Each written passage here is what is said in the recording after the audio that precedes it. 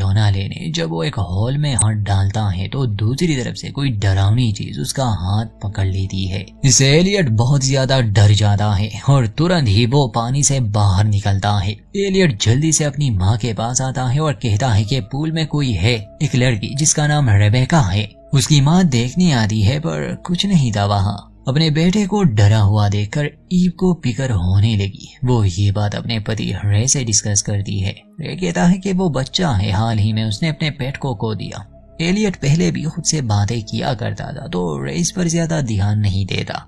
आज उसकी baseball training थी, इसलिए ये परिवार उसे देखने जाते हैं। एलियट का कोच रे को देखता है तो उसे बहुत खुशी हुई कि उनके बीच एक असली प्लेयर है। कोच रे को मौका देता है कि वो उसके लड़कों को कुछ नया सिखाए। एलियट थोड़ा घबराया हुआ था, मगर जब कोच बॉल फेंकता है तो एलियट उसे मिस नहीं करता। आखिर में कोच रे से कहता है कि क्या आप कोशिश करना चाहेंगे। बेसबॉल तो रे की जिंदगी थी, मगर बीमारी ने सब बदल दिया। वो खुशी से बैट को ले लेता है। कोच बॉल फेंकता है तो पहला शॉट वो मिस कर देता है, मगर जब वो दोबारा से कोशिश करता है तो उसे वो समय याद आया जब वो पूल में गिरा था और तभी वो बॉल को बहुत दूर फेंक देता है। ये देखकर खुद रे भी हैरान था। अब उसे लगने लगा कि वो ठीक हो रहा है और जल्द ही वो अपने टीम में भी लौट जाएगा। अब तो रे घंटों तक उस पूल में पड़ा रहता था, क्योंकि इस पूल ने ही उसे ठीक किया था और शायद ये उसकी जिंदगी बदल दे। ईव और एलियट पूल में नहीं जाते थे क्योंकि उन्हें महसूस हो चुका था कि पूल में कुछ गड़बड़ है। अगली रात ईव और रे को कहीं जाना था तो इजी रोनेन नामी लड़के को अपने घर इनवाइट करती है। दोनों पूल में खेल ही रहे थे। इजी ने अपनी आंखें बंद की थी और रोनेन चुपके से पूल से बाहर निकल आता है। इसी को एक साया नजर आया। उसे लगा शायद ये रोनेन है। वो उसे पकड़ने के लिए आगे बढ़ती है और फिर कोई चीज उसे पानी में खींचने लगी। इजी बहुत घबरा जाती है। वो बाहर निकलने की कोशिश कर रही थी। एक बदसूरत डरावनी शक्ल वाली चीज ने उसका पैर पकड़ा था। पानी से बाहर आते ही वो रोनेन पर भड़क जाती है कि तुमने मेरे साथ ये मजाक किया, मगर रोनेन उसे यकीन दिलाता है कि मैं तो पानी से बाहर था और तुम तो बस कुछ सेकंड्स के लिए ही पानी में थी। शायद फिल्ट्रेशन पाइप में ही पैर फंसा होगा तुम्हारा। इसी समझ जाती है कि ये रोनेन की शरारत नहीं थी। अपनी माँ और भाई की तरह उसे भी एहसास हो गया कि पूल सुरक्षित नहीं, कुछ तो है इस पानी में। एलियट अपनी बहन से इस बारे में बात करता है कि तुमने भी वो महसूस किया ना, हमें मॉम डैड को इस बारे में बताना चाहिए। मगर इसी कहती है कि यहाँ आने के बाद हमारे साथ सब अच्छा हो रहा है, डैड ठीक हो रहे हैं और तुम चाहते हो कि हम उनकी खुशी को खत्म कर दे। तुम अपना मुंह बंद रखोगे। मुझे पता है ये पूल हमें खुशी के साथ साथ डर भी दे रहा है, मगर हम इस बारे में कुछ नहीं कहेंगे।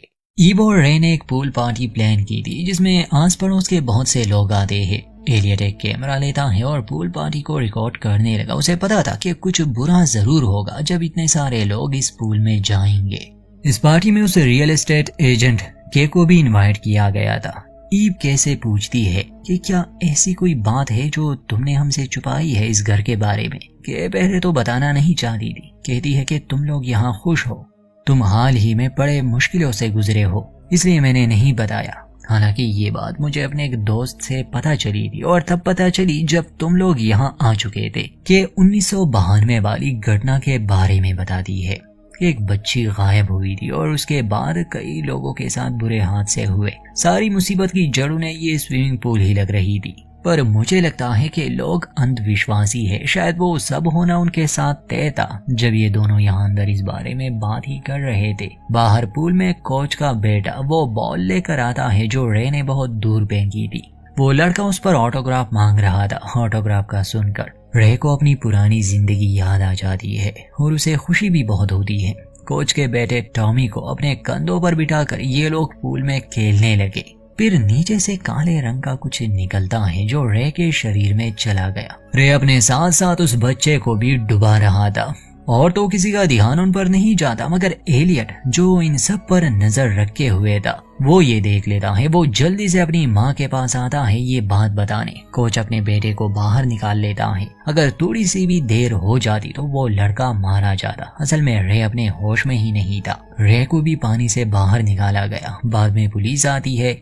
ईव कोच से विनती करती है कि रे बीमार है, वो उस पर कोई चार्जेस ना लगाए। खैर कोच कोई चार्जेस नहीं लगाता अब चूंकि ईव जान गई थी कि गड़बड़ पूल के पानी में है, इसलिए वो अपने परिवार को लिए यहाँ से निकलने का प्लान बनाती है। मगर जैसे ही वो घर से थोड़ा दूर गई, रे को कुछ होने लगा। मजबूरन इन लोगों को वापस घर में आना पड़ा। रे की हालत अब बहुत बुरी थी। आज से पहले वो कभी ऐसे बीमार नहीं हुआ था। रात को ईव इजी से बात करती है और समझाती है कि मुश्किल हालात में सिर्फ वही एक दूसरे का सहारा है और वो हर मुमकिन कोशिश करेगी उन्हें इस मुसीबत से निकालने के लिए। फिर वो जानकारी इकट्ठा करने लगी इस घर के बारे में। पता चलता है कि सिर्फ रेबेका ही वो इकलौती इंसान नहीं थी जो इस पूल का शिकार बनी थी, बल्कि बहुत से परिवारों के साथ कुछ ना कुछ बुरा हो चुका था। इसीलिए तो 15 साल से किसी ने इस पूल का इस्तेमाल नहीं किया। अगले दिन वो स्कूल से रेबेका की जानकारी निकालती है क्योंकि उसकी माँ और भाई अब भी जिंदा थे।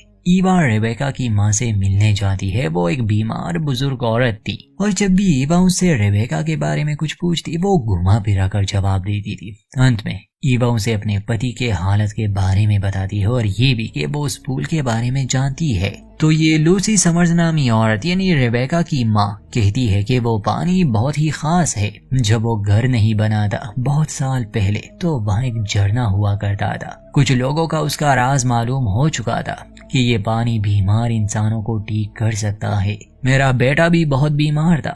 मेरी सबसे बड़ी ख्वाहिश यही थी कि वो ठीक हो जाए, मगर हर ख्वाहिश को पूरा करने के लिए बलि देनी पड़ती है और मैंने अपनी बच्ची की बलि दी। ऐसे ही तुम्हें भी किसी की बलि देनी पड़ेगी। ये जानकर ईव को बहुत बुरा लगता है कि असल में लूसी ने अपनी ही बेटी को मारने के लिए दे दिया था। जब भी कोई इंसान उस पूल में जाता है तो वो एक जरिया बन जाता है दो इंसानों के बीच। एक वो इंसान जिसे ये पानी ठीक करेगा और दूसरा वो जिसकी बलि चढ़ाई जाएगी। यानी कि लूसी बस एक वेसल की तरह थी। जैसे जैसे लूसी उस पानी का राज बता रही थी उसकी तबीयत भी बिगड़ रही थी।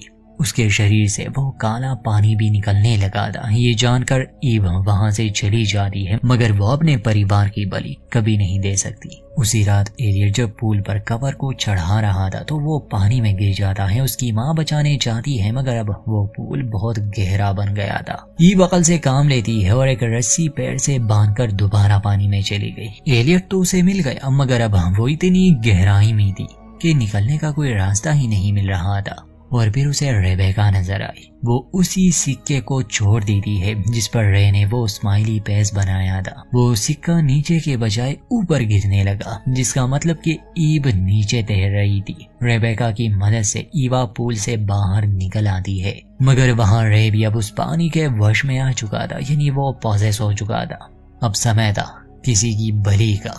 वो इसी पर हमला करने लगा। अपनी जान बचाते समय इसी का हाथ भी जख्मी हो जाता है। ईव एलियट को बाहर तो ले आई थी, मगर वो सांस नहीं ले रहा था, इसलिए ईव उसे सीपीआर देने की कोशिश में लगी थी। तभी पीछे से रे आकर ईव को गले से पकड़ता है और बार बार यही कहता है कि प्यार के लिए बलिदान देने पड़ते हैं।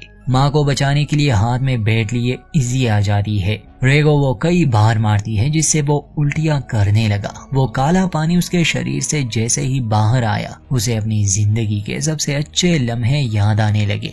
मगर रे के बजाय अब उस डीमन ने एलियट को पॉसेस कर लिया था। रे उस पूल में चला जाता है अपना बलिदान देने के लिए, ताकि उसका परिवार सुरक्षित रहे। ये रस्म पूरी हो जाती है। डीमन को उसकी बलि मिल गए। आगे से वो इस परिवार को हॉन्ट नहीं करेगा। आमतौर पर तो ईव को यहाँ से चले जाना चाहिए था, मगर वो अपने बच्चों से कहती है कि अगर हम गए तो ये पानी किसी और के साथ ये सब करेगा, इसलिए हम यहाँ से कभी नहीं जाएंगे। अंत में दिखाया जाता है कि ईव के कहने पर उस पूल को मिट्टी से भर दिया गया, ताकि आइंदा कोई भी इसका शिकार ना बने। और इसी के साथ इस कहानी का होता है अंत।